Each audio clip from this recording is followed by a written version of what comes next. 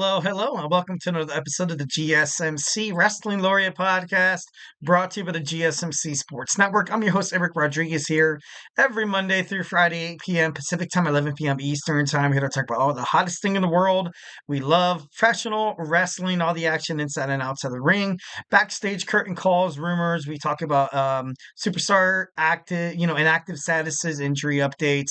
It's the hottest wrestling show to watch on YouTube and Twitch. Basically, make sure you check us out on Instagram, Twitter, Facebook, and, basically any social media platform, because you're going to get the hottest news. You're going to get the greatest, breathtaking, breaking news updates in the world of professional wrestling, from WWE to AEW to TNA to Ring of Honor. If it makes major news in the world of professional wrestling, we talk about it here and discuss it in thorough analysis on this show on the GSMC Wrestling Laureate Podcast. So thank you guys so much for tuning in. First and foremost, guys, it is Monday. Monday. We are all dreading Monday. I know a lot of you guys, even myself.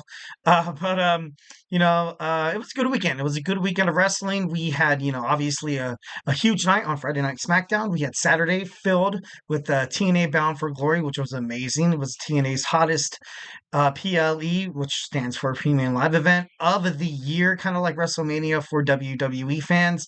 And on Sunday, of course, we had NXT's Halloween Havoc. So without further ado, let's, we have a lot to discuss today. On tap for you today, we're going to start off with our SmackDown review. Then we're going to talk about our WWE Monday Night Raw preview. It's happening right now. I have acknowledged that it's already aired on the East Coast. Obviously, I'm on the West Coast. I'm still a schmuck who pays for cable, so I haven't recorded. But I have not checked a single shred of social media. No TikTok, Instagram, or Facebook. So I just like to go into my pre-recorded show. Absolutely oblivious. The unpredictable nature of wrestling is just that's the reason why you pay for cable. That's the reason why you pay for pay-per-views and stuff like that. So I can't wait to get into that. Our third segment, we're going to get into some NXT Halloween Havoc. I'm going to give you my analysis and overall review. Our fourth segment, we're also going to talk about TNA Bound for Glory. We're going to talk about that. And then our fifth and final segment, in a recent, not even an interview, like in a recent stint in terms of wrestling news media, former WWE Monday Night Raw announcer Samantha Irving left abruptly and is now kind of voicing her opinion of exactly, what made her leave, why, she was pushed to the brink of, breaching her contract, why maybe she decided to, follow her fiance Ricochet and maybe perhaps go to AEW. Maybe, she also chose to pursue her dream in a musical career. So we're going to dig into that. But before we do any of that, I want to remind you guys to go ahead and hit up that super chat if you have a burning question or hot take in terms of the world of professional wrestling here at the GSMC Sports Network. We are 1,010% all ears. Make sure you get whatever you have to feel, or whatever you do feel, get it off your chest. And, don't be shy and drop your thoughts inside that chat. We obviously want to make sure your voice is, your voice is heard. You guys are a part of the mix. This is my podcast just as much as it is your podcast. This is Wrestling Podcast. The best thing about wrestling fans is is that we can come together, come to a consensus. Sometimes not all the time, but it is fun. That's what, talking sports is all about, and having, disagreements. It's, you don't want to walk into like a bar or a group of friends or wrestling fans and be like, oh, I agree with whatever you say. Oh, whatever you say is right. Oh, we agree on everything all the time. Like, nobody wants to hear that. Like, you know what I mean? Best thing about talking about professional wrestling or sports in that matter, whether if it's the NFL, Major League Baseball, hockey, just a little bit of a discrepancy is, or a disagreement is obviously, well encouraged, because, it just makes for better banter among friends. And I have the overall feeling that when friends argue and you're able to come to an agreement, or you're able to, just kind of let things lie, and you're like, you know what, I don't agree with you, but guess what? Overall, you're my friend. So we're just going to let it, we're just going to let it ride. Just let it ride. All right. So, we're going to talk about that. If you really, really, really want to make sure your comment, question, or concern gets noticed on air, why not use that super chat? It's that dollar sign below the chat box right there. Whatever you guys put inside that box is going to be featured on the show 1010%. Absolutely anything, guys. Just know that whatever you put in there and how much you ever donate, obviously, thank you in advance, 1010%. But obviously, whatever you guys put in there is going to help our show. We have an array of an amazing podcasters who have passion, who love bringing you guys the hottest sports content that honestly that you guys love to have every single day. You turn on ESPN or Fox Sports West or Fox Sport, obviously in Southwest, you know what I mean? Fox Sports West. Uh, you kind of get the reason why you kind of pay for the damn thing, right?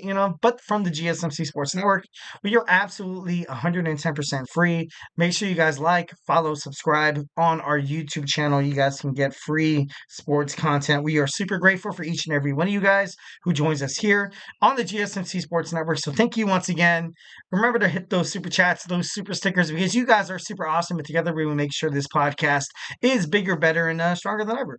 Once again, if the super chat is not your thing, you can go ahead and hit up the tips and donations link at the gsmcpodcast.net. Tell me what you like, tell me what you don't like. Just remember to Superman punch that like a subscribe button to the show. Follow the show, follow the network here at the GSMC Sports Network. We do love a lot of peace, love, and positivity 1010%. But of course, in terms of talking sports, it's inevitable. Criticisms are bound to happen. It's okay. It's okay. Feedback is a gift, 1010%. Just remember to type however you feel inside that chat box so we can have a nice little back and forth conversation. It just makes for a more interactive, awesome podcast. All right, without further ado, we got our first segment. We got our WWE Smackdown review. All in all, I thought it was a great episode. There was a lot of obviously, a lot of setup toward WWE's PLE Crown Jewel, which is happening on Saturday in Jeddah, Saudi Arabia, one of the biggest events of the year internationally, of course.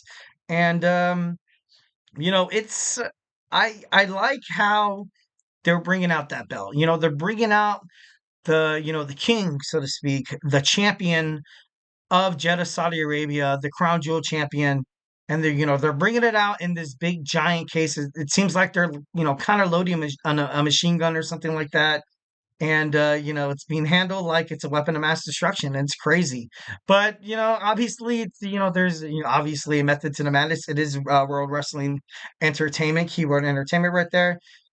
It's just kind of bring things together, which is, exactly what you want wrestling fans to have at the end of the day, kind of like a sense of togetherness, especially in terms of the WWE, the World Wrestling Entertainment.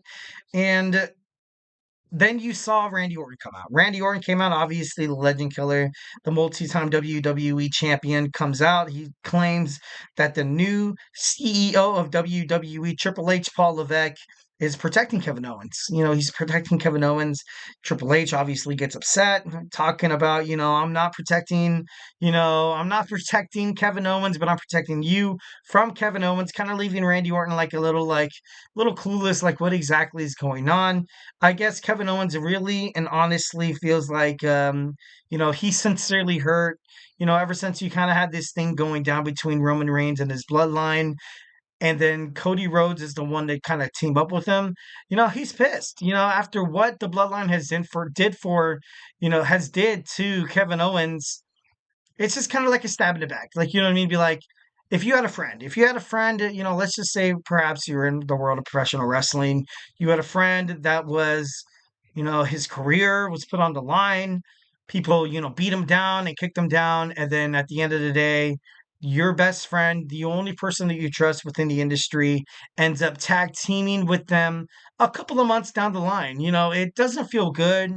And ultimately, it does kind of banters a bad taste in the mouth of your so-called quote unquote friend.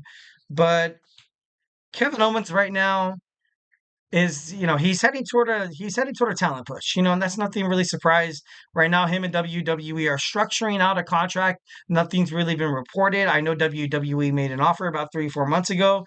AEW refused to match that offer, leaving Kevin Owens, hey dude, if you don't sign with WWE, or if you don't really take this storyline that we're presenting, that we're kind of kicking on the dirt of your cleats here, if you don't pick it up, guess what, you don't have a future. You don't have a future. You know what I mean? Maybe something will go along the lines in the independent wrestling circuit. But ever since Tony Khan, the obviously the president of All Elite Wrestling, accumulated, promotions from the CMLL to Ring of Honor to New Japan Professional Wrestling, close to Stardom. You kind of have to, you kind of have one wrestling conglomeration against another. And the best thing for Kevin Owens to do, obviously, is sign a contract. But after everything that's going down on WWE Smackdown, with the Cody Rhodes, Randy Orton, I ultimately, feel like the Kevin Owens character, I feel like they pushed him way too far heel. Like, you have the good guys. You have the good guy, you have the bad guys, and there's that also the in the middle, blurring the lines between good and bad. I ultimately feel like that's exactly what WWE should have done with Kevin Owens. I don't like it that he turned his back on Randy Orton. I, semi dislike the fact that he turned his back on Kevin Owens and attacked him. What's going to happen once when Kevin Owens basically loses his match to Cody Rhodes? If he loses the match to Cody Rhodes, like, it's to the point where you kind of think to yourself, you ponder as a WWE fan or just a member of the wrestling universe, and you're thinking to yourself, you're like, you know what was that for? The best thing about professional wrestling, the thing that makes it, most appealing to the fans, is not that shock factor. It's not that shock factor where you have tag team partners turn against each other, where you just have that random, like, oh my God, why did he do that? Why did he do that? What are you thinking? Of course, for a couple months, yeah, it might work. But at the end of the day, it being marketable, it's not really a plus. It's more like a minus. It's not really a positive influence on your wrestling promotion for someone to randomly kind of go off key. Ultimately, kind of have him burn bridges amongst former wrestling allies and just be like, all right, because once when you kind of create a heel, if he's not a part of a faction, then he's essentially on his own. So now you have Kevin Owens on his own. How's that going to work out? Obviously that was Kevin Owens beforehand, and the storyline has been repeated and repeated and repeated, over and over and over again. And, it hasn't really come to fruition. Doesn't really seem like it makes sense. Doesn't really seem like there's any like nuanced factors in terms of who exactly are you trying to promote? Are you trying to promote Kevin Owens to be a future heel, to be a future singles main event star, or are you just trying to create that next bad guy that within 2 or 3, if you're lucky, 4 months down the line, you just get trash booking, you get POS like matches on Raw or Smack, and for me, it just needs to make sense. So I thought overall, it was an interesting booking. It was kind of crazy. Next, we had the Game 7 match between Andrade and Carmelo Hayes. Obviously, you had that special guest referee make that, they paid dividends. When it comes to a special guest referee in WWE or in wrestling, it's kind of an unwritten rule that something bad's going to happen. Someone's going to screw somebody over, and then you had the WWE United States Champion, special guest referee LA Knight come out, the winner of the Game 7, saying that I'm the better out of these people. He BFT'd Blunt Force Trauma, that's his finishing move. He BFT'd everybody, every competitor inside that match.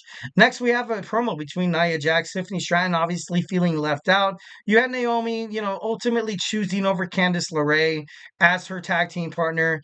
The inaugural WWE Women's Speed Champion, Candice LeRae, she was teaming up with Nia Jax, and something that kind of, sparked a lot of questions in the world of wrestling. Obviously, me as a wrestling fan since the moment I could walk, I was wondering why LeRae was not representing and not having her WWE Speed Women's Championship around her waist. It was nowhere to be seen. And this isn't the first time. This is the second. This is the second time. WWE has been basically burdened by the fact that they have not had a mid-card title within their women's division on Monday Night Raw, on on Friday Night SmackDown, and that's something that's been hurting them. And the fact that you don't have her coming out with her title being proud of it, that's kind of a red flag. Once again, I feel like the women's division on NXT is absolutely stellar. On Monday Night Raw, it needs a little bit of work. On Friday Night SmackDown, it needs a lot of work. just kind of getting this vibe from Candice LeRae, and she's a well-fought superstar.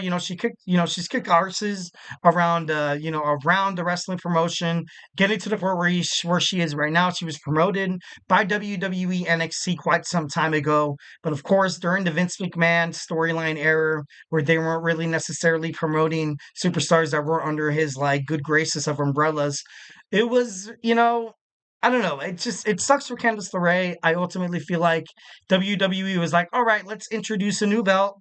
You know, WWE personnel, wrestlers like Bret Hart, The Undertaker, Drew McIntyre have constantly been talking to wrestling news media, being like, hey, to be honest, having a women's mid card title like the WWE Women's Intercontinental, the WWE Women's United States Championship would do so much good for not just the promotion, for not just the women's, division of professional wrestling, but just overall, just for the fans, just for the fans to kind of get this more of a creative, angle to have these women who are doing so much well inside the world of professional wrestling, inside that sports circle where they're going out there, giving everything they have, giving absolutely everything they have in like 8 to 10 minute matches. They definitely deserve a lot more love. They definitely deserve another title. And you have Candice LeRae come out.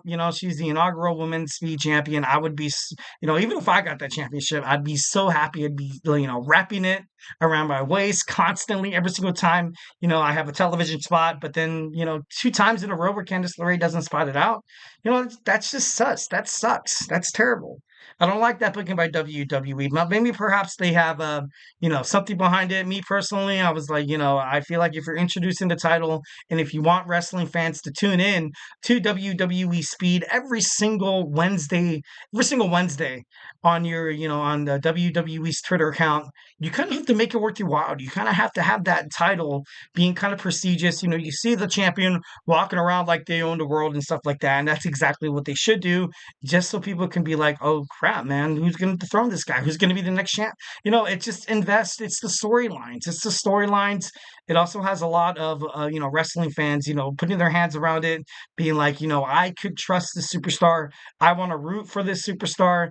But if you're like, oh, they're the WWE inaugural Speed Women's Champion and the title belt isn't around their waist, what's the point of even watching Speed? But that's just, obviously, it's my opinion. I'm the host of this show. Obviously, you guys have any disagreements or anything like that, hit it up in the chat 1,010%, and we can discuss about it. All right, next we have a triple threat. Well, we have a quote unquote match made for WWE Crown Jewel, a triple threat match for the United States Championship. Nick Aldis, WWE Smackdown general manager, was super upset of the way the LA Knight kind of stuck his nose in the Carmelo Hayes's and and Andrade's business. So now we're gonna have a triple threat match. Ultimately, kind of, it's I kind of think this is a I feel like this has been in the making for quite some time. You've had these three superstars kind of, flutter and kind of float around each other in terms of storylines and bookings. So it's about time that this is going to be made. This contest of who's the best, who deserves to hold this United States Championship is going to be finally decided. And I like it. I like it. I feel like Nick Aldis, he painted a good picture here. All right, next we have Gunther and Cody Rhodes come face to face. Basically, you had Gunther come out of the gate being like, "Hey, Cody, what do you want to talk about?" Of course, kind of coining Cody Rhodes' catchphrase there. And Gunther once again just mentions to Cody Rhodes how he's making things so much more personal than it needs to be. He says he's been the workhorse champion inside WWE. Cody Rhodes, obviously, super frustrated with what Gunther has to say and attacks first. Ludwig Kaiser, comes out to aid his partner Gunther of Imperium. Then of course you had Randy Orton, the Legend Killer, come out to aid Cody Rhodes. And at the last, you had a what is that? Oh, gear and manager. We had a fatal four-way match. We had we're gonna have Damage Control, Lash Legend, and Jakara Jackson, Chelsea Green, and Bianca Belair next week on WWE Friday Night SmackDown, which I feel like I feel like that it's like main event kind of worthy there, but I know once when women, travel to Saudi Arabia and stuff like that, like I know it's, I'm not trying to, throw shade or anything like that. But when it comes to women, dressing in, you see how women's wrestlers, you see their outfits. Sometimes it's not, culturally accepted. And, of course it's not, it's not for me, an American, a fan of WWE wrestling to be stubborn. And I'd be like, oh, that's stupid. This and that's just their culture, and that's something that has to be. Finally, we have the main event. We have a tag team championship qualifier match. Machine Gun, Motor City Machine Guns defeats DIY. You had the Bloodline enter and come out into the fray, basically saying that Motor Machine Guns have no chance. But then, Nathan Shelley, also, Chris Sabin, they're ready to fight now. So they challenged for the matchups. So we have an impromptu WWE tag team title match on Friday Night SmackDown. And then you saw Jimmy Uso get involved. You saw Roman Reigns come out at the end of the day. Then you saw Jey Uso, Yeet, the former WWE Intercontinental Champion, come out to, pay dividends. Motor City Machine Guns are able to dethrone the Tongans, Tonga Loa and Tamatonga. And, I feel like on WWE SmackDown, it was so much. There was so much tonight. I feel like SmackDown needs to go back, not go back, but they need to go to 3 hours. They need to go to 3 hours. And, once when WWE went off air, it was pandemonium. It was crazy. You saw Jey Uso, you saw Jimmy Uso, you saw Roman Reigns, the original Tribal Chief, take the ring, and of course they put their index finger, pointed it high up in the air, being like, "We are still the ones." And it happened off the air, and not a lot of people got that. Obviously, if you're subscribed to WWE on Twitter, Instagram, Facebook, whatever, you guys probably got a showing of what exactly happened once when WWE SmackDown ran off air. But it was a good one. It was a good one. All in all, WWE SmackDown, I feel like it's a must watch. And, make sure you tune into that. But before we move on to our next segment, our WWE Monday Night Raw preview, we're going to take a quick commercial break. Obviously, the hottest wrestling show in the world of entertainment is going to come back to you in about like 25 seconds. I feel like I'm losing my mind. Is everybody in the world blind? Please, Lord, give me a sign, a sign. I feel like I'm losing my mind. Is everybody in the world blind? Please, Lord, give me a sign, a sign. I wanna be the greatest. Everybody on the fake shit. I look around and feel like everybody is the fakest. I make this every day and I'm impatient, hoping one day I blow up from the basement. Statement, the top is so vacant. I don't hear shit that I think is amazing. Waiting for my day when I'm playing sold out shows for 1,000 faces. Hey, give me that crown, get in my way and to be put down. It ain't your place, all this my town. If I want that shit, then I'll get it right now. I'm losing it, the noose it fits. I'm losing shit, a stupid myth. You choose to live or choose to dip. You choose to fight or lose your grip and lose a gift. I feel like I'm losing my mind. Is everybody in the world blind? Please, Lord, give me a sign, a sign. I feel like I'm losing my mind. Is everybody in the world blind?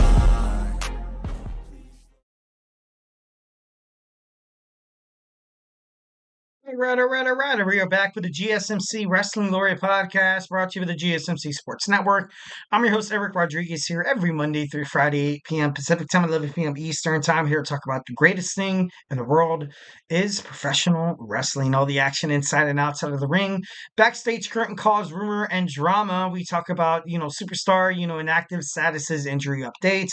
We talk about, obviously contract negotiations, extensions, and new signings from promotions from WWE to AEW to the GCW to the NWA to New Japan Professional Wrestling to the CMLL. If it makes major news in the world of professional wrestling, we talk about it here on this show. So make sure you guys tune in. Obviously, we just kind of reflect on what we talked about right quick. We had our WWE Friday Night SmackDown review, and now we're going to talk about our WWE Monday Night Raw preview. So, but before we get into any of that, I want to remind you guys to go ahead and hit up that super chat, those super thanks, those super stickers. whether favorite burning question you guys want to be answered, or if you got a hot take in terms of the world of professional wrestling. Here at the GSMC Sports Network, we do love a lot of peace, love, and positivity 1,010%. But obviously, if you guys have anything that differs, we are all ears. We want to make sure you guys feel like you are part of the show. Make sure you guys feel like you're part of the mix. Don't be shy. Drop your thoughts inside that chat.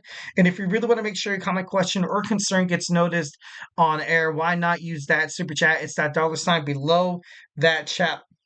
Sorry, excuse me, that, whatever to be guaranteed to be featured on the show. It's going to be talked about. Maybe if it's hot and juicy enough, it could be absolutely debated about. You can get a lot of, interesting, feedback from fans and stuff like that. You can also get, some potential feedback that honestly I would, you love 1,010%. So, obviously, it's going to be great. And before we move on, I just want to, just want to mention thank you guys so much for tuning into our show. And just we are nothing without you guys. We are absolutely nothing without you guys. We are super grateful for each and every one of you guys who joins us here daily on the GSMC Sports Network. So go ahead and send in those super chats, those super stickers, because you guys are super awesome. And together we will make sure this podcast is bigger, better, and stronger than ever. Once again, if the super chat not your thing, go ahead and hit up the tips and donations link at the gsmcpodcast.net. Just remember to Superman punch that, like and subscribe button to the show. Follow the show, follow the network here at the GSMC Sports Network. We do love a lot of peace, love, and positivity, 1,010%. So just remember to, let's just make it happen.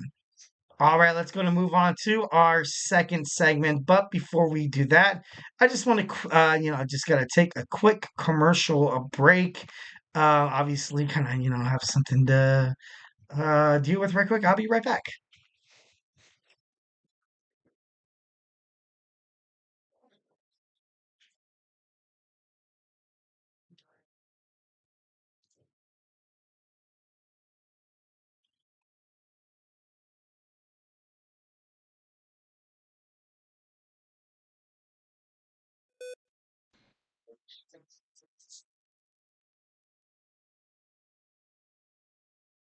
All right, we're back, and I was just realizing that I had to adjust my power outlet. Other than that, I would have randomly like poof off the air.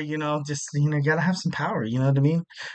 So without further ado, we're gonna talk about our WWE Monday Night Raw preview. It's gonna be sent. It's gonna be really, really good.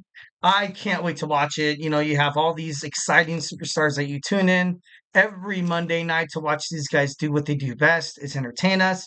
Also, blur the lines between fiction and reality, what we're seeing before our faces, not necessarily totally fiction, but then again, not necessarily total reality. That's the reason why a lot of, fans love professional wrestling. That's definitely the reason why I really, really love professional wrestling ever since I was a kid. So, so let's talk about it. We have WWE Monday Night Raw, back to the Giant Center in Hershey, Pennsylvania. It's the final Monday Night Raw before the WWE Crown Jewel Premium Live event. Tonight we're gonna have Selena Vega take on Ivy Nile. Last week you saw Zelina Vega, kind of stopped Ivy Nile from distracting, superstars and the referee for American Made, obviously Chad Gable and the Creed brothers to pick up the victory against the LWO. I feel like this match is going to be, just kind of a foreshadow. I feel like it's a foreshadow. I ultimately don't feel like the LWO is going to move on to fight, the Judgment Day for those WWE World Tag Team titles. And, I feel like they're going to take on American Made. I feel like their next feud is it's going to be pretty juicy. Can't wait to see what's going to happen as well. I can't wait to see if The Miz comes out and addresses, last week on Monday Night Raw, what happened between the Final Testament being attacked by this new Wyatt Six faction, this dark, ominous horror, with Halloween basically tomorrow. Uh, basically Halloween in terms of Monday Night Raw is tonight because you don't have a Monday Night Raw on Thursday, obviously. So I feel like tonight's going to be filled with, a lot of, you're going to see in terms of production, like a lot of, spooky Halloween themed kind of, cut to commercial breaks. You're going to see maybe a lot of Halloween themed outfits by the wrestlers and stuff like that. And, I'm excited to see, the White Six nail an amazing, just scary, horrific promo. I definitely feel like as a fan, at this point, I feel like you're kind of owed that because once when the White Six came out, they started off so hot, and then I feel like they've kind of cooled down, and then they had their match with the American Made. They were hot, and then now I feel like within the past, 2 or 3 weeks, they've kind of cooled down once again. I feel like something's got to give. Something's got to give. I want to see that kind of, horror movie anticipation. I want to see, that cliffhanger that when you watch a movie back in the early 1980s, like when you see Halloween, when you see Jason Voorhees or Freddy Krueger, like it's just something that like you're dying to watch. It's just something that you're like, don't take your eyes off the screen because the moment you turn away, then bam, the killer's gonna be right there, and it's just like I'm just kidding. No, I'm moving on. But no, I definitely hope for something cool to happen. Next, we're gonna have Sheamus. Sheamus taking on Ludwig Kaiser.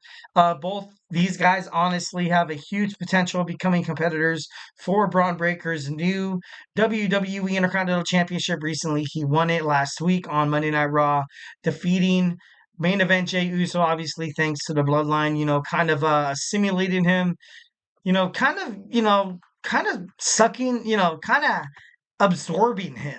He didn't necessarily want to invoke his name inside this bloodline storyline, but Solo Sikoa, Jacob Fatu, and the Tongans, Tamatonga and Tangaloa, kind of forced his hand. So at the end of the day, I do feel like Jey Uso is going to get a shot down the line. It's going to be interesting to see if he comes out and addresses the WWE Universe saying that he deserves a rematch. And it's going to be crazy to see if Braun Breaker, comes out tonight and just tries to act all cocky. Because at the end of the day, I feel like he doesn't have the room to be cocky. Because the only reason why he did win was because of the Tunkins, was because of Solo Sikoa, and of course because Jacob Fatu laying that backdrop on that announce table right in front of the WWE announcers. So it should be crazy. Should be interesting to find out what's going to happen. Next, we have Dominic Mysterio. Last week on Monday Night Raw, you saw Carlito of the Judgment Day go out, try to prove his worth to the Judgment Day. He was called out by Liv Morgan and Ricardo Rodriguez. He went to Adam Pearce saying, hey, my man Dominic Mysterio deserves a chance at the World's Heavyweight Championship. And, Adam Pearce was like, you know what?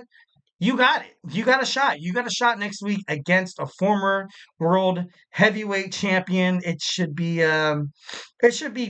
interesting.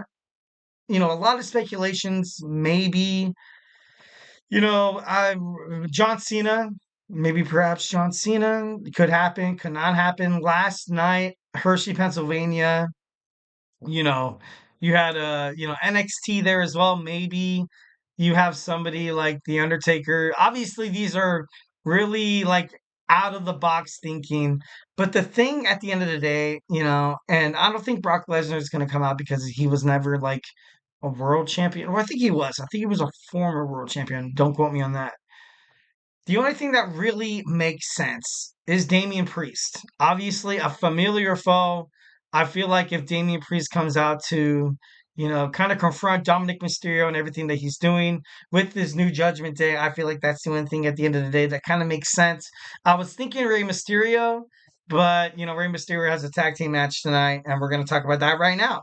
We have the World Tag Team #1 Contenders match. We have the New Day against Rey Mysterio and Dragon Lee representing the LWO, and we have the War Raiders. You know, this is going to be an interesting match because I know there has to be a lot to give. You have the Judgment Day that's kind of on the heel side. The OWO, like I said, I think they have a future bout with. I think they have a future bout with. Damn it! What was I just saying? Damn it! American Made. American Made. Chad Gable's stable, and the War Raiders recently came back. They're absolutely dominant. I think a match between them and the Judgment Day would just, be them just kind of flexing and kicking ass, maybe winning the tag team titles. Maybe perhaps that's the way to go. But I know the New Day is currently trying to do whatever they can to win the tag team titles. And, you kind of saw it reflected within the last couple of weeks how Xavier Woods is trying to influence his partner, Kofi Kingston, telling him basically, dude, like, hey, if you want to become a champion, if you want to stay champion, if you want to remain successful, uninjured, sometimes you have to walk away, dude. Sometimes you have to walk away. Sometimes you can't always do the right thing. Sometimes you can't back up people like our truth, or when they were trying to help Jay Uso or whatever like that. Like it's not the same thing. And yeah, it's going to be interesting to find out what exactly their character development is going to turn to today. But I'm all for it. And of course, we have one final confrontation between Gunther and Cody Rhodes before Crown Jewel. And, will Seth Rollins and Bronson Reed be fighting all over Hershey, Pennsylvania tonight? Should be interesting. The way they were kind of represented last week on Monday Night Raw, they couldn't get their hands off each other. It seemed like this match is going to be the must watch match heading toward Crown Jewel. So, as a fan, I'm excited. I can't wait to see it. All right, guys. So, hey, do not go anywhere. We're going to jump on into our third segment. We have our NXT Halloween Havoc review. So, grab your favorite snack, grab your favorite ice cold beverage, and we will be back after this commercial break. So, hey, do not go anywhere. Looking for your daily fix of sports talk without having to pay for it? GSMC Sports Network is available on YouTube. Just search GSMC Sports Network. Get your fix of daily sports talk shows on YouTube, absolutely free. NFL, college football, NBA, MLB, MMA, UFC, fantasy football, and so much more. GSMC Sports Network has shows running all day long, with new sports shows starting every 2 hours. Just like on your favorite cable sports channel, except GSMC Sports Network is absolutely free. Just search GSMC Sports Network on YouTube to catch one of your new favorite shows, like the GSMC College Football Podcast, Chip Shot Football Podcast, Hoops and Heels Women's Sports Podcast, GSMC Basketball Podcast, and so many more. Check it out for yourself. GSMC Sports Network, now available on YouTube absolutely free. Search GSMC Sports Network on YouTube right now.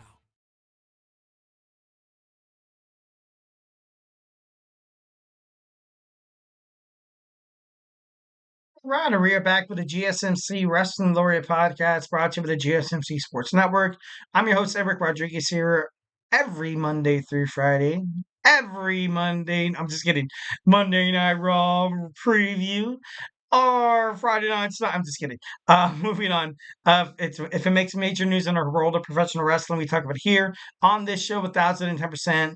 Obviously, if you guys have any questions or absolutely any hot takes in the world of professional wrestling, go ahead and hit it up in our chat box right there. There's no wrong answer.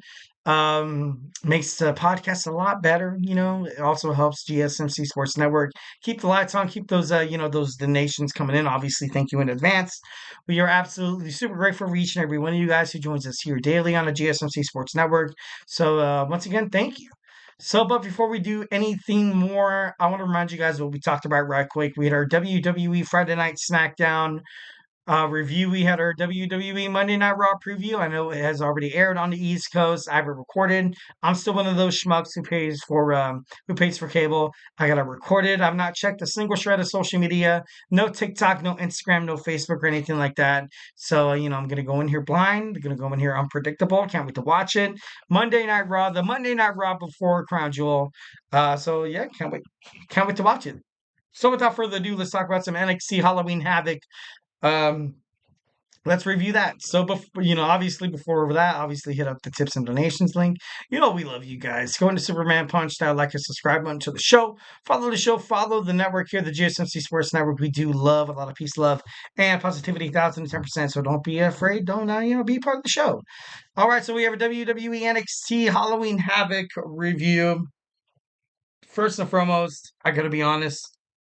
The way Gigi Doling opened up the introduction from Halloween Havoc. I thought it was great. It was nice to kind of set up, this horror movie like film.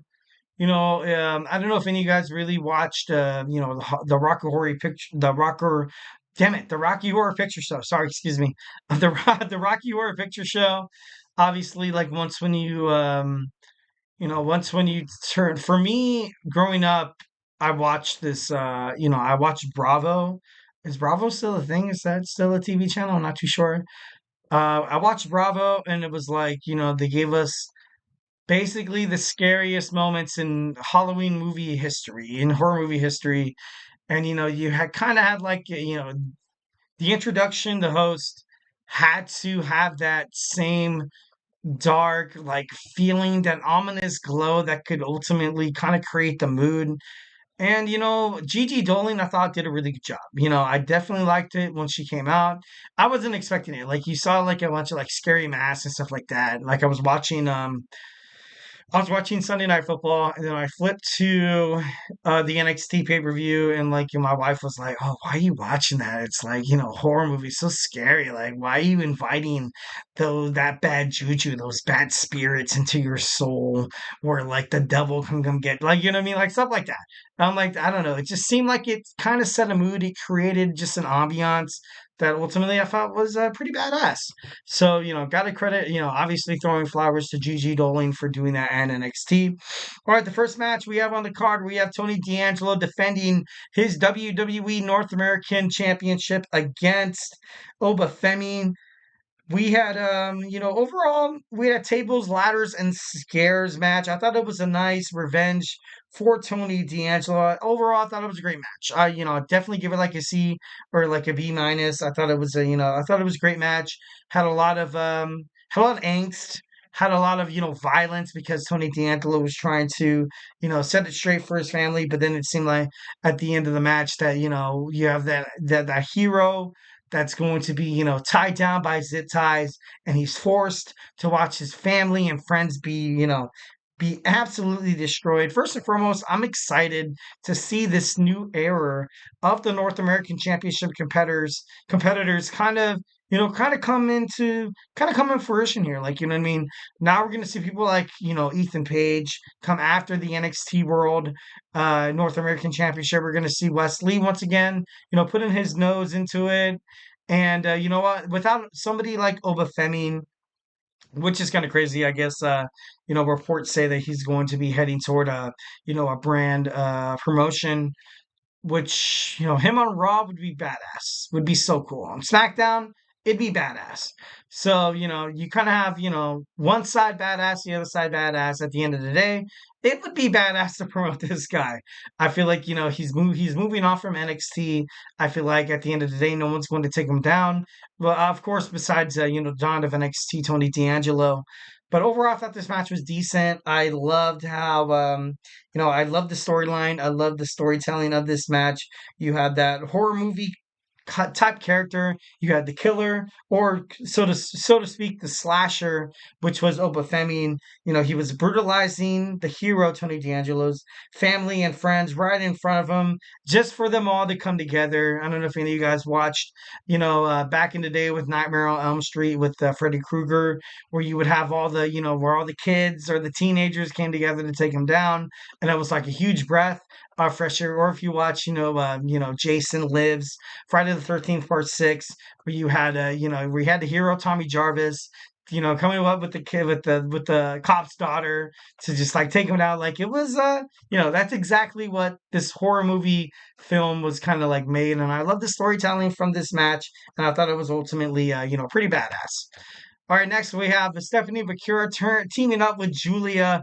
Both of them, international stars in terms of wrestling, taking on Cora Jade and the NXT Women's World Champion Roxanne Perez.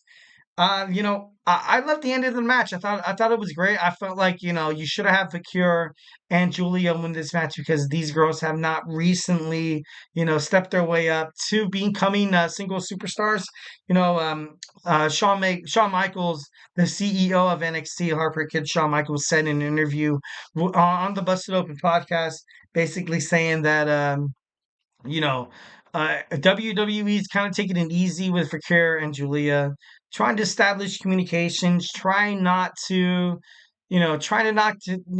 these communication barriers, and we're not trying to let it affect WWE NXT bookings.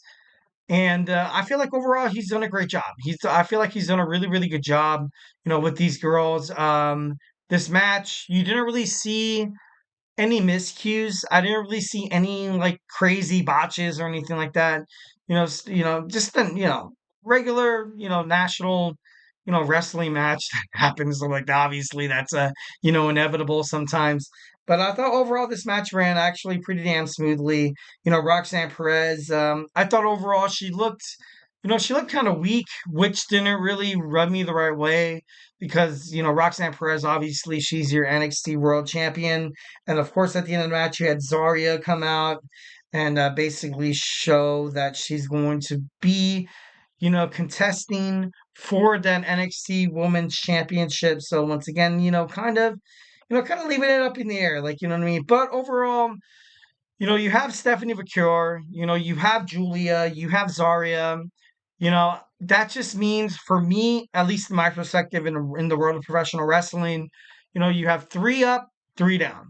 And what I mean by that, I mean when WWE Raw hits Netflix, they're gonna need some new faces. They're gonna need some new faces, 1,010%.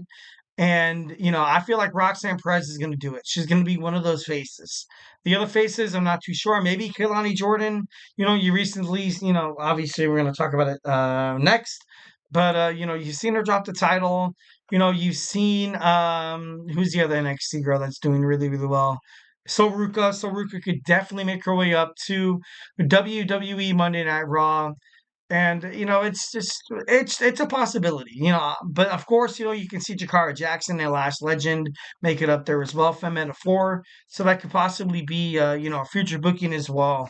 But I don't know. I felt like this was a way to kind of introduce this new era of wrestling. I know that I think it was Vic Joseph. I think it was Vic Joseph who said that this is the future of NXT wrestling, the future four horsemen, and Roxanne Perez, Cora Jade, Julia, and Stephanie McCure.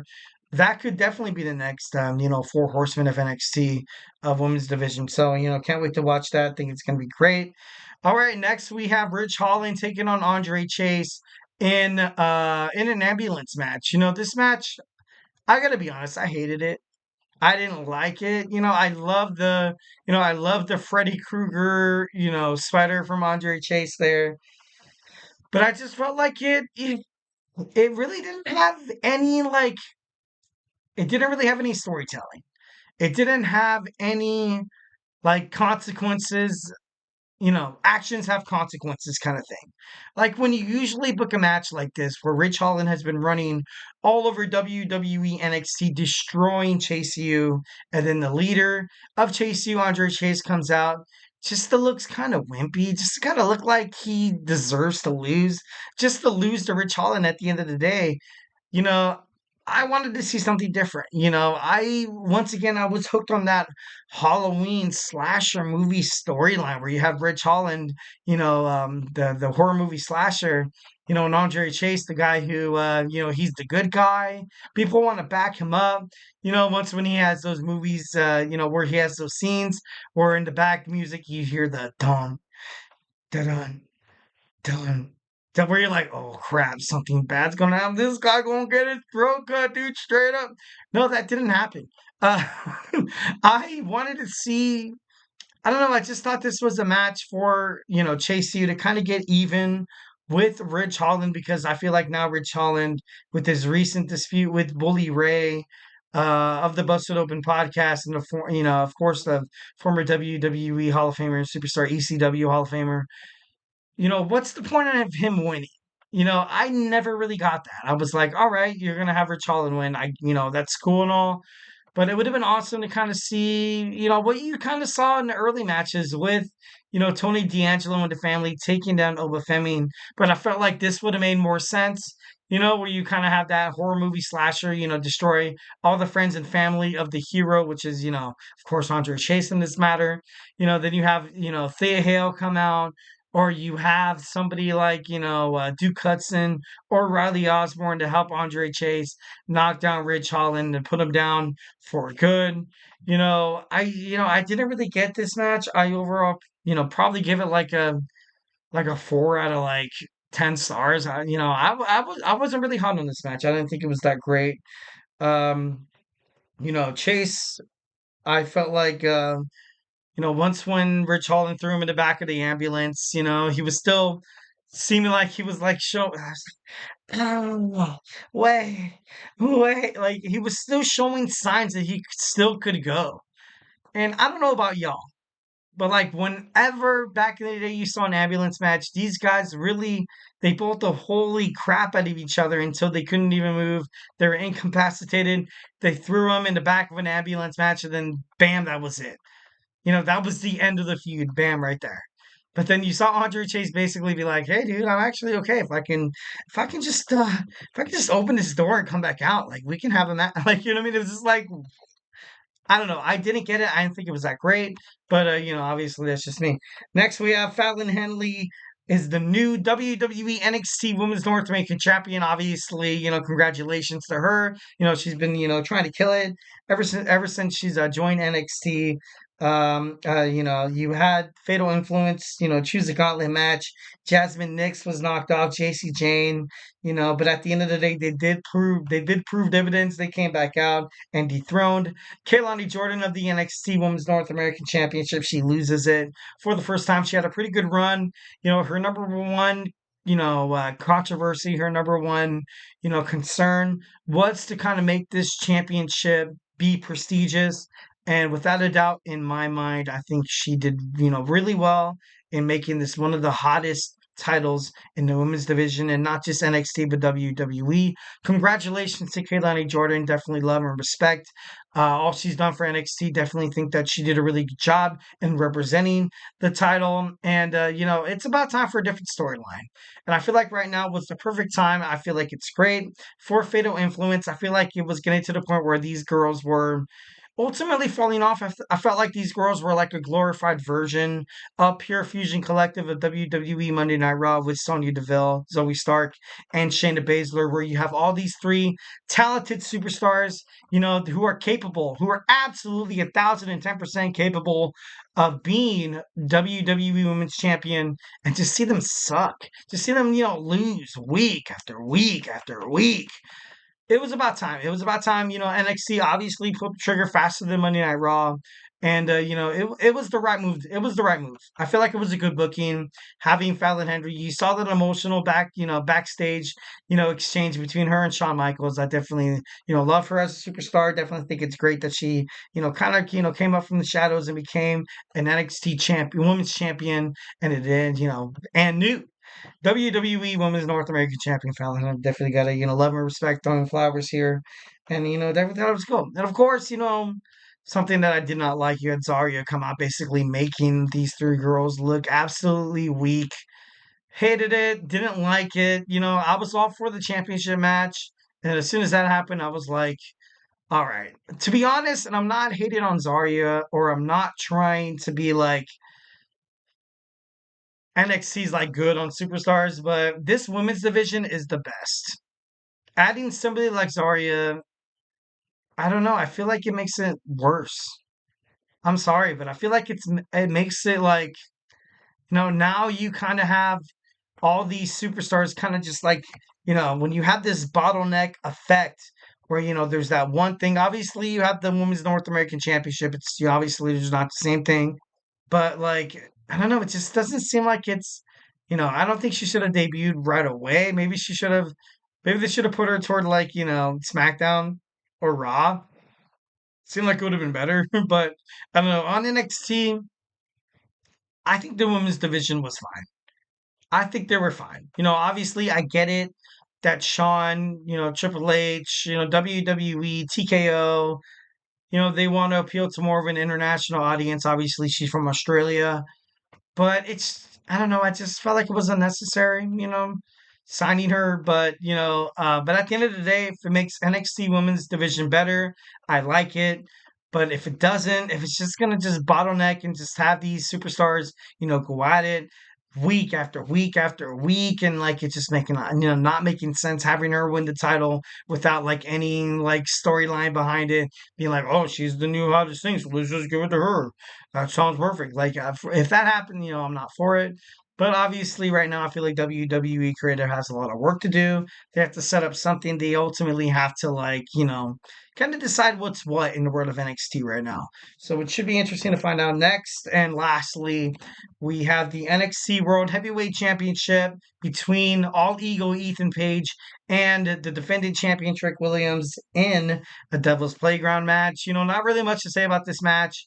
I thought overall it was, I liked it. I thought it was cool. It was exactly what, I hated it that Trick Williams, yeah, he finally tasted his own blood, but it was through the mouth after a shot with the steel chair, with the, sorry, steel steps. And, it wasn't really authentic. I thought ultimately it was kind of misleading in the world of professional wrestling. Once again, obviously my take, I know that I'm an attitude era kind of guy. And I did feel like Ethan Page was kind of sold short in this match because, to be honest, between the two, he has endured a way longer, tumultuous, struggle than Trick Williams have ever had in his career. You have these WWE talents from NXT, be coddled and to be like, hey, yeah, you're gonna make your way up to the WWE. Ethan Page was all over the independent wrestling circuit, landed on TNA, all Elite Wrestling. He had endured so much bull crap just to, eventually wind up on WWE. So, I love that Trick Williams. No, I don't even know. I got to be honest. I love Trick Williams, but I don't necessarily know if that was the right move for him to win. Honestly, I feel like Obafemi and Ethan Page probably will start making their way up to WWE Monday Night Raw. I doubt on SmackDown because on SmackDown you have this Bloodline storyline where you're gonna have everybody from the Fatus, from the Mayaveas, also the Usos, kind of make their way up to that storyline. So I feel like they ultimately don't need any more push there, any more star power in that. All right, guys, thank you so much for tuning in to our third segment. Now we're going to talk about our fourth segment. We have our TNA Bound for Glory analysis. We're going to try to get through this in a timely manner. I got my boy Emran with the GSMC Soccer Podcast starting in about 26 minutes. So we're going to try to get through this. But grab your favorite snack, grab your favorite ice cold beverage, and we'll be here after this commercial break. So, hey, do not go anywhere.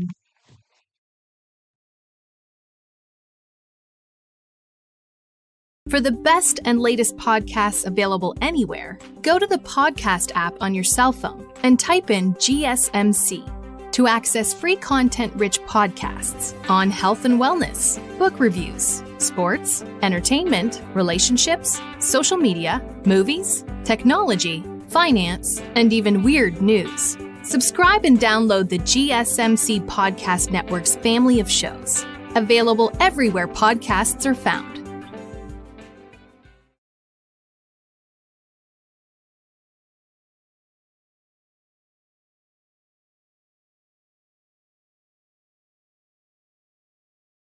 All right, we are back to the GSMC Wrestling Laureate Podcast brought to you by the GSMC Sports Network. I'm your host, Eric Rodriguez, here every Monday through Friday, 8 p.m. Pacific Time, 11 p.m. Eastern Time. Here to talk about everything in the world of professional wrestling, all the action inside and outside the ring, backstage curtain drama, inactive statuses and injury updates from superstars. We talk about, their contract negotiations, extensions, and of course, new signings in terms of promotions. We talk about WWE, AEW, GCW, TNA, Ring of Honor, the CMLF makes major news in the world of professional wrestling. We talk about it here on this show, 1010%. So just kind of reflect on what we talked about right quick. We had our WWE Friday Night Smackdown review, our WWE Monday Night Raw preview, and now we're going to talk, we talked about NXT Halloween Havoc review as well. And now we're going to talk about our TNA Bound for Glory analysis. All right, so let's go ahead and dig on into it. All right, let me bring up that crap. All right, bam. TNA Bound for Glory is like the WrestleMania of WWE. There's not really much to say about that. I remember watching TNA in like 2006. I was just a wee little one. Just kidding. No, it was cool. The thing that I love the most about professional wrestling growing up is just that overall authentic kind of like value to it. Like, you know what I mean? And I feel like TNA did such a great job of kind of being that new innovative, wrestling style that people were like, you know what, if I don't have, or if I'm not getting what I'm satisfied from WWE, I'm gonna go to TNA. And where Bound for Glory ultimately kind of came from was that TNA, they've had a bunch of, they had a bunch of wrestling talents, you had a bunch, you have a handful of premium live events. I don't want to say a bunch of premium live events, but TNA was just trying to, make a name for itself. And then, it started off decent. Then it got hotter. Then it got really, really hot. You had stars like, Bully Ray, Kurt Angle, AJ Styles, Christopher Daniels, Jay Lethal. You had Jeff Jarrett. You had all this. Jim Cornette was even on it. And I think even Ric Flair, Mick Foley, the Monster Abyss. You had all these people that were absolutely hot on TNA back in like their glory days. But obviously now kind of centering around this new collaboration between NXT and TNA, which was talked about with Scott D'Amore from I think he was formerly employed by TNA. I'm not too sure. Don't quote me on that. But but let's just go ahead and jump on into some Bound for Glory.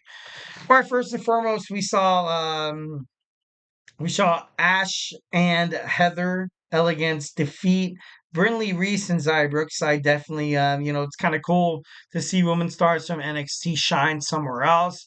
But it's also good to kind of see TNA stars defeat NXT stars. Be like, hey, like, just because you all come over from TNA or from NXT doesn't necessarily mean that you guys have an easy task ahead of you. So, Brinley Reese, obviously, if the future of WWE NXT Ash by Elegance is finally going to be able to kind of find a fair shot at the Knockouts World Championship. Going up against Master Slamovich. I know that TNA, well, I know in every single wrestling aspect, in terms of once when you kind of finally have the longest reigning champion dethroned, now you kind of think to yourself, you're like, all right, now we're going to kind of have a little bit of fun with it. Find out which champion is best marketable, which champion is, the best to kind of be, on a daily to daily basis as the champion. And I gotta be honest, I love Ash by Elegance. I feel like she's going to be the next TNA Knockouts champion. But of course, Jordan Grace might have her rematch clause. She might invoke it, or she makes her way to WWE NXT. But NXT in the women's division is getting so hot, it's crazy. I feel like that's the reason why you're kind of seeing talents like, oh my God, who was that girl? No, wrong. Uh, like Brinley Reese, of course, Carmen Petrovich, Ariana Grace, and there's just a lot of possibility that can happen from TNA and NXT, moving forward. So, definitely hoping for the best. Next, we have Rhino, ECW legend Rhino will be inducted into the TNA Hall of Fame. Obviously he thanked ECW personnel from Tommy Dreamer to absolutely anyone in ECW, Paul Heyman. He thanked Triple H, Jim Ross, and also Pat Patterson. And obviously gotta throw some flowers to my man Rhino. Definitely love, respect. I love seeing the gore.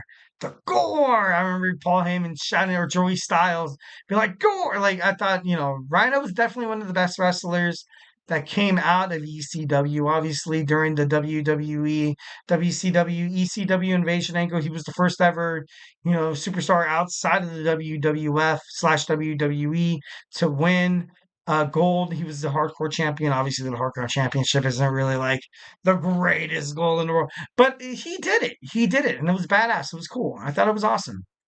So, 1010% paying my respects to my boy Rhino. And we have a Call Your Shot Gauntlet match. We saw contenders going face to face. We saw tag team partners going at each other. We had, people like ABC. We had people like, Zachary Wentz. And, and then at the end of the day, you saw Frankie Kazarian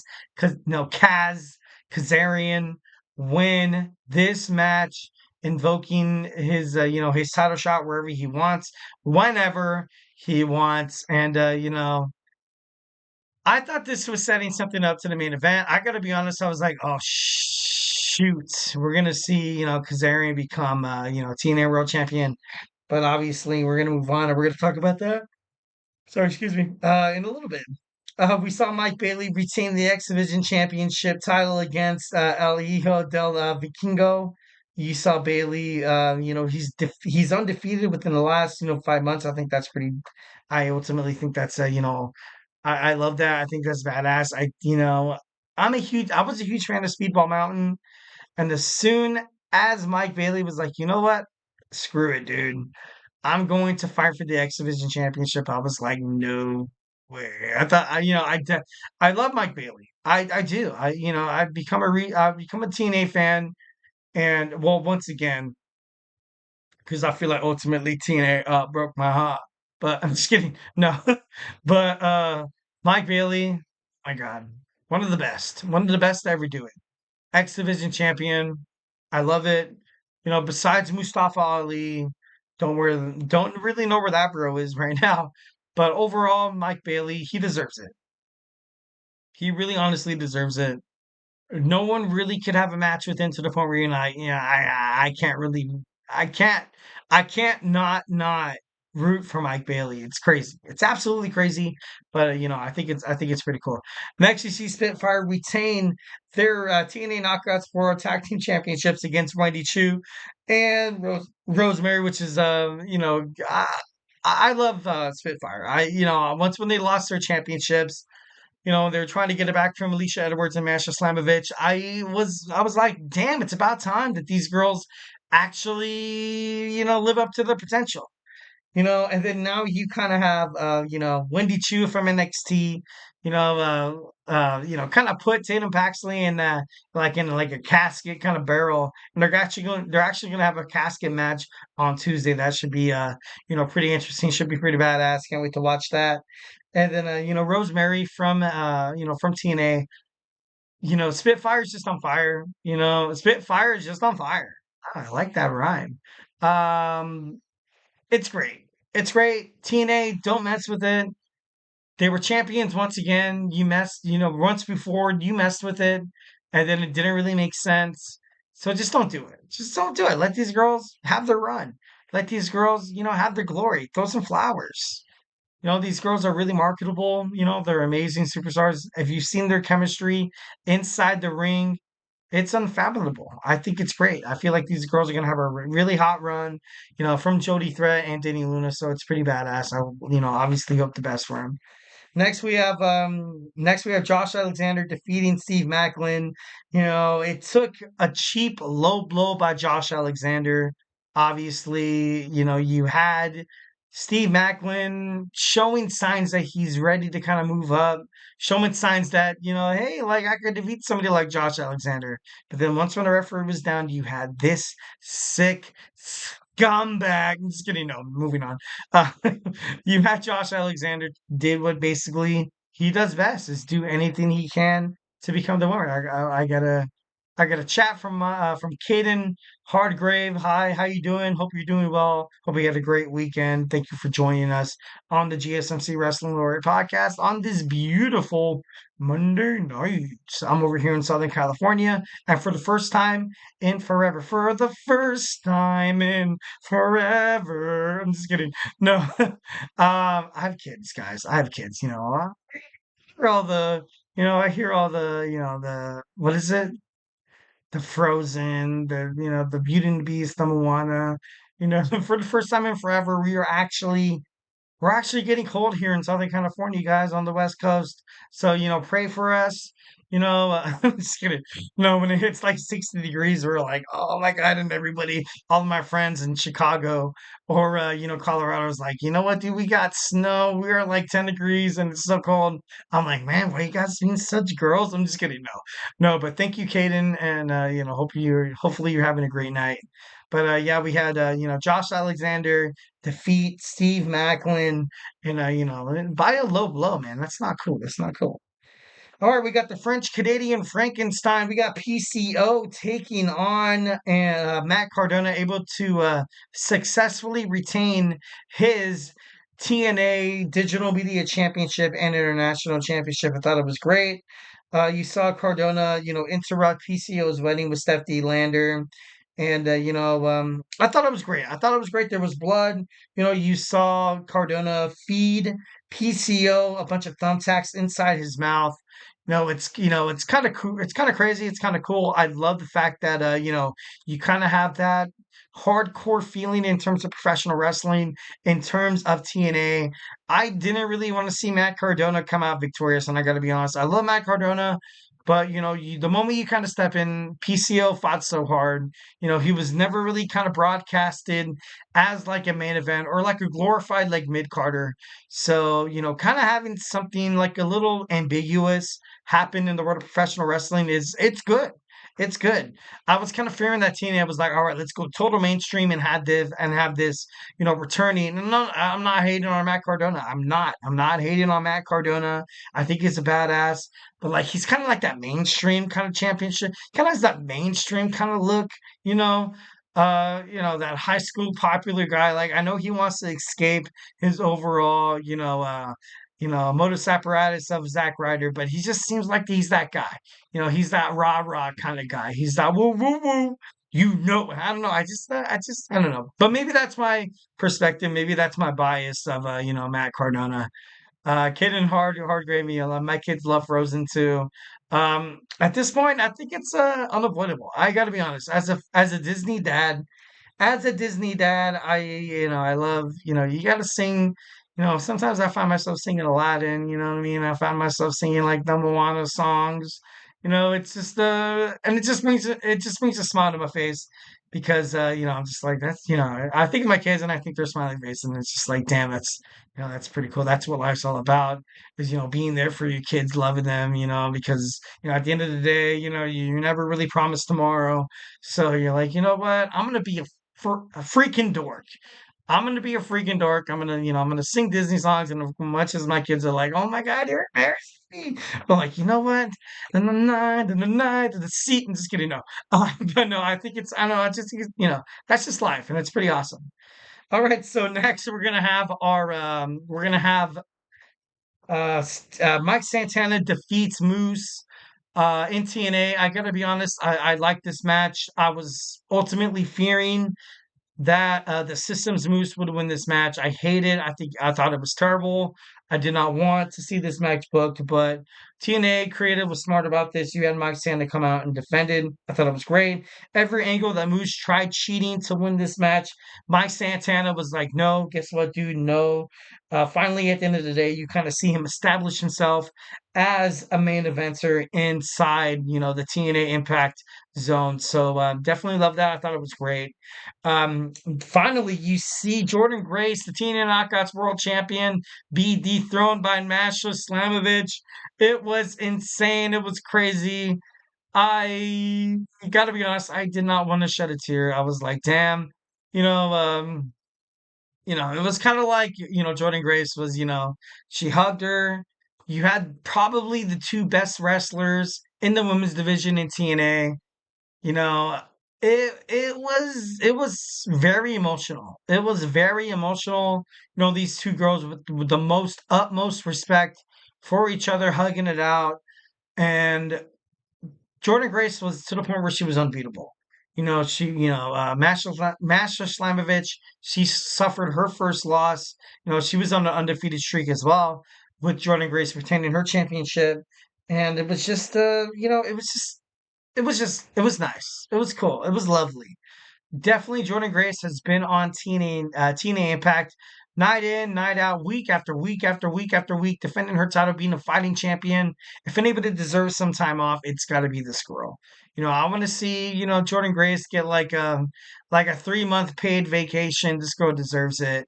And having somebody like Masha Slamovich come in, obviously both of the superstars have a lot of respect for each other, and it was just perfect. It was the right time. It was just about the right time. And in the main event, well, not in the main event, but basically what I thought should have been the main event. We had Nick Nemeth defeat Joe Hendry. Of course, you saw Frankie Kazarian, the special guest referee, freaking hated it. Did not like how this all played out. I was, totally opposed for Frankie Kazarian coming in as the main event. Special guest referee. I thought it was terrible. I thought it was stupid. You kind of have these two out of the world superstars, kind of like at this WrestleMania that is TNA. Bound for Glory. And it was terrible. JBL came out. He attacked Kazarian. He actually, clothesline from hell, Joe Hendry, and actually knocked out Ryan Nemeth as well. You didn't see Nick Nemeth kind of pick up this, ultimate, kind of. he didn't see it happen. So maybe something might be addressed in the future. Maybe like a JBL challenging Nick Nemeth in the future for the TNA World Heavyweight Championship. That'd be pretty badass. And of course, at the end of the day, you saw the Hardys, become new TNA Tag Team Champions. It was a nice, happy closing to the show. I thought it was, it was a nice little cherry on top. So, yeah, I thought it was pretty awesome. 1,010%. All right, guys. So, hey, do not go anywhere. We're going to move on to our fifth and final segment. I'm going to wrap this up really, really quick. I have about like 6 minutes. I apologize. I don't mean to, cut any segment short. Sometimes it's just hard to cut some things to like, but I don't know. We're going to talk about it when we return. We're going to talk about Samantha Irving. Essentially, wanted something different inside WWE. We're going to talk about that when we return. So, hey, do not go anywhere.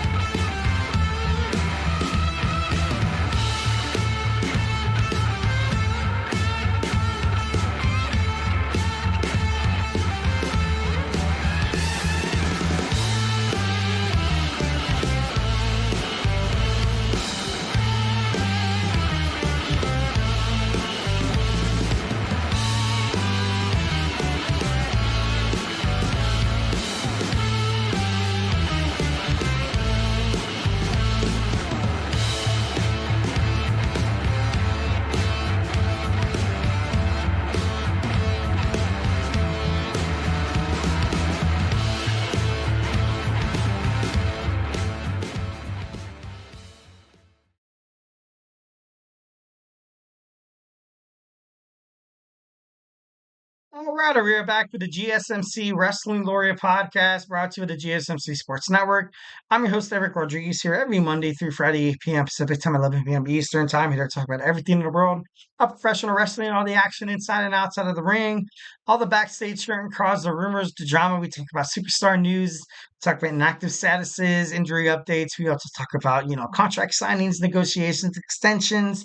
We talk about promotions from WWE to the CMLL to AEW to Ring of Honor to TNA to the GCW for makes major news in the world of professional wrestling. We talk about it here on this show, 1,010%, 10%. So make sure you guys tune in on the GSMC Sports Network. We only rapidly have a limited amount of time, and I apologize to you guys. Definitely love to make sure that we get all of our stuff in here, but it looks like we're going to be cut a little bit short today. Apologies. All right, so let's go ahead and kind of rapidly do this. We have Samantha Irving basically disliked her role inside WWE as an announcer. She recently said on social media, on her major social media platforms, saying that she wasn't really into it, saying that she was ultimately hoping that it would kind of stem to something bigger, something better. Is this a stab at WWE? For me personally, I don't think so. I think it's just like some girl, or, obviously not some girl, but just somebody being like, hey, like I had this role at work and I just kind of thought something was going to happen, or I thought something was going to stem out of it.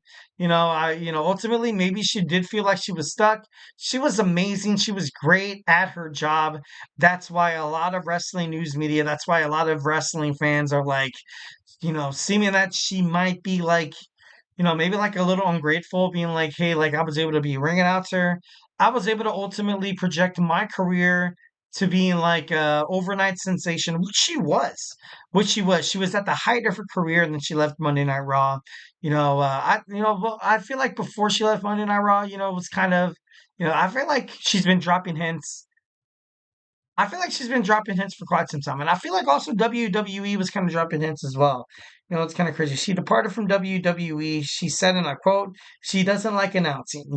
She also said, and I quote, I'm serious. Announcing was only supposed to be my way in. I wanted to manage. WWE saw no other future for me. I love watching the action, but I don't love being an announcer.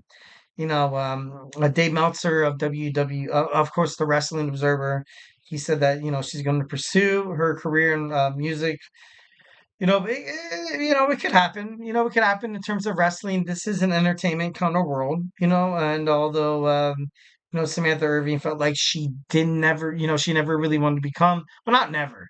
I feel like since she wasn't really keen or wasn't really being, acceptable about being a Raw announcer, she was destined for bigger and better things. And that's something that I feel like a lot of wrestling fans and like objectors or criticizers are kind of seeing past here. Like this girl literally went from being in the entertainment industry, she was in America's Got Talent, she was in, her main priority was becoming like a singer, an actress, an artist, and stuff like that.